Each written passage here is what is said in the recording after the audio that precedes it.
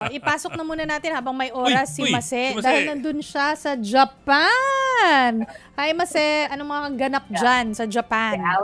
Hello, magandang gabi sa inyo, Jovi, Chiki, Bok.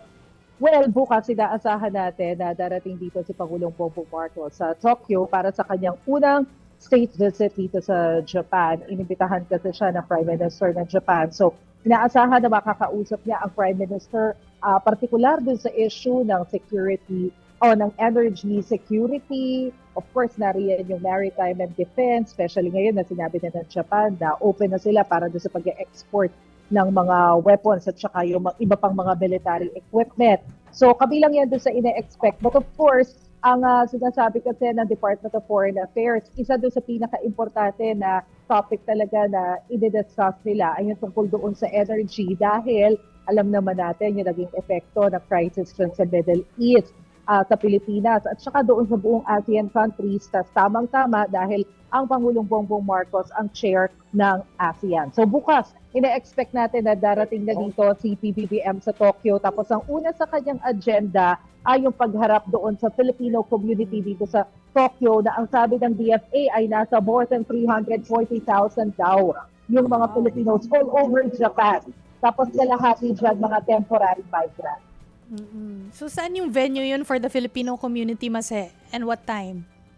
Ay, nako, hindi pa nila ina-anunsyo sa amin. Kasi basically, ang SOP talaga yan, kapag ka-schedule ng Pangulo, binibigay nila yung booklet ng schedule once na nakasakay na sa presidential plane si PBBM for security reasons. So ngayon, yung general na schedule lang, yung alam natin, pero yung mga particulars, bukas pa nila yan ibibigay.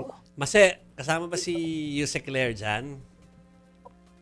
Si Yusek Claire usually talaga sumasama na siya sa mga biyahe ni Presidente kasi ang gawin kapag bumabiyahe si PBBM sa ibang bansa, every time na merong close-in na mga events, na mga meetings, si Yusek Castro yung humaharap sa media para mag-explain kung ano yung nangyari doon sa meeting.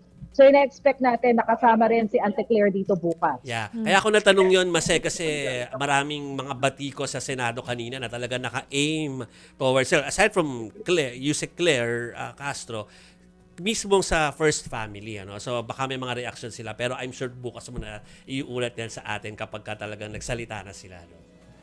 At saka expected din na sasama si First Lady Liza Marcos dito sa biyahe na to. Kasi ang initial info na binigay sa atin, yung dadalo sa Imperial Palace, both the President and the First Lady, haharap sa Emperor at saka sa Empress ng Japan.